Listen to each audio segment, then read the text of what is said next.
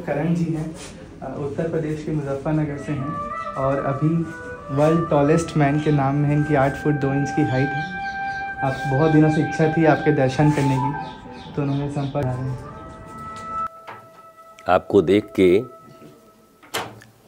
हमें जो हमारे सतयुग, त्रेता और द्वापर 3 युग रहे हैं और उसमें हाइट प्रोटोकॉल रहा है कि हम सतयुग में कितनी लंबाई मनुष्यों की हुआ करती थी, तो उस समय का जो हाइट प्रोटोकॉल है वो 85 to 90 फीट के मनुष्य हुआ करते। फिर हमारा त्रेता आया भगवान राम के समय में। उस समय को माना गया करीब करीब अप्रॉक्स 45 से 55, 45 to 55।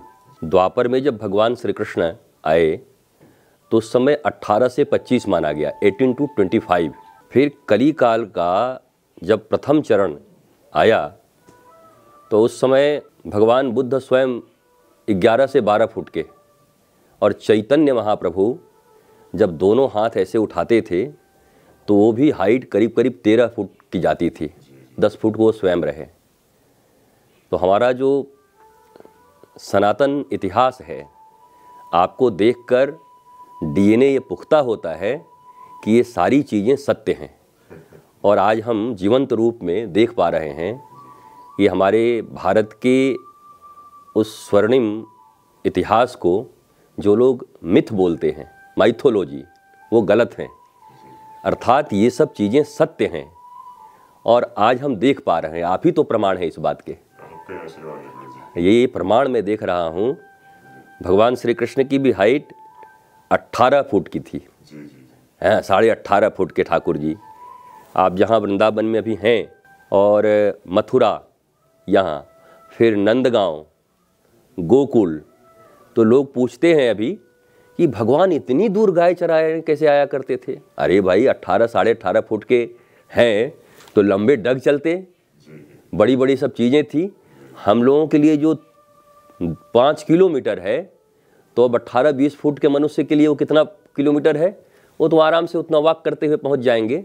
तो इसी को लोग नहीं समझ पाते। पर आज मुझे बड़ा अच्छा लगा आपको देख के। मेरा जो एक भरोसा है कि हमारे ऐसे ऐसे सब इतिहास हैं, ये हाइट प्रोटोकॉल्स हैं। मैंने 10 साल पहले ये कथा कहीं कही थी कि सतयुग का ये हाइट प्रोटोकॉल है, ये है द्वापर का। पर आज तो मैं अब जोर से और बोलूँगा कि भाई देखो, डीएनए भी मौजूद है हमारे यहाँ पर, हैं भगवान के डीएनए। आप भगवत अंश हैं, भगवान का ही अंश आप में है, और दिव्य भारत और उत्तर प्रदेश के आप हैं। उत्तर प्रदेश में तो भगवान का ही आगमन हुआ है। मुझे बड़ा आनंद हुआ आपको देखकर। और आयु अभी 18 साल की है ना। हाँ, आपको एक लंबी आयु, मुझे पूर्ण विश्वास है कि लंबे समय तक इस विश्व में, इस वर्ल्ड के सबसे टॉलेस्ट पर्सनालिटी के रूप में आप जाने जाएंगे। बहुत लंबे समय तक आपकी आयु दीर्घायु होगी। बहुत आनंद आया मुझे। बताओ फिर अपने बारे में, हाइट वगैरह जो रिकॉर्ड्स बने हैं अभी बनने जा रहे हैं। गुरुजी, मेरे 3 Guinness book of world records हैं। जब मैं पैदा हुआ था मैं 3 फुट का एंड 7.5 किलो का था, तो पहला Guinness book of world record मेरा वो था। एंड फिर वर्ल्ड टॉलेस्ट टोडलर था मैं, उसके बाद वर्ल्ड टॉलेस्ट टीनेजर करंटली हूँ। एंड मतलब 3 सेंटीमीटर बस बचे हैं, मैं दुनिया का सबसे लंबा इंसान बनने वाला हूँ। Now I am second tallest person in the world. And बस आपसे मिल ली गुरुजी। In my eyes, you are the tallest person of this world, and you will, और आप लंबे समय तक रहेंगे। ये एक भारत का ये गौरव होगा कि इतिहास कि करण एकदम लंबे समय तक टॉलेस्ट पर्सनालिटी कहाँ पर है, भारत में चलो, अगर देखना है करण के पास चलो तो यहाँ लोग आएंगे। और गिनीज बुक और ये सारे रिकॉर्ड्स तो सब आपके पीछे चलेंगे। मैंने एक ही चीज़ जीवन में सीखा है कि जो यश के पीछे नहीं है, भगवान श्री कृष्ण और गुरु के रस में डूबा है, यश उसके पीछे पीछे भागता है। और मुझे पक्का विश्वास है कि यश, कीर्ति, प्रतिष्ठा, उत्तम स्वास्थ्य, ये सब आपके साथ रहेगा और आप लंबे समय तक हम भारतीयों को और संसार को एक सुंदर संदेश दे पाएंगे अपने जीवन से।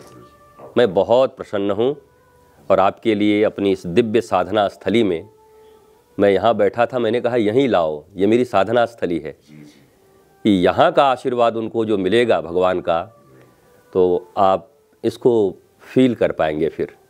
और मैं मोहित का भी बड़ा प्रेम देता हूँ, हमारा बेटा है, वो बच्चा है।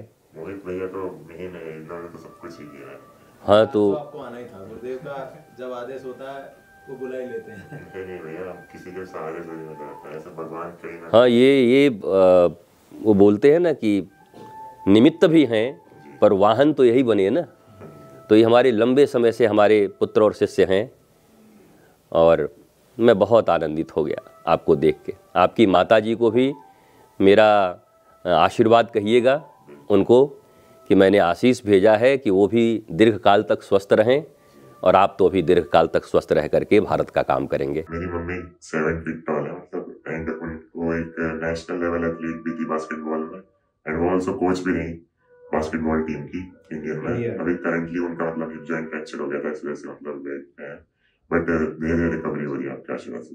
देखिए, मेरे मन में भाव आया कि जिनकी संतान इतनी दिव्य है वो माँ बड़ी दिव्य होगी। तो ये सुन के मुझे अभी आनंद आ गया कि वो भारत को बास्केटबॉल में इतना उन्होंने योगदान दिया। और हमारे गुरुदेव ने हमें कभी कहा कि जिस पुत्र के भीतर माँ के प्रति भक्ति होती है उसके यश और कीर्ति को इस संसार में कोई रोक नहीं सकता और उसके स्वास्थ्य को कोई रोक नहीं सकता। तो आप तो माँ के भक्त हैं, अपनी माँ के, तो आपके लिए तो चारों तरफ से आशीर्वाद ही आशीर्वाद है। मुझे आनंद आ गया। लाओ प्रसाद दो तो।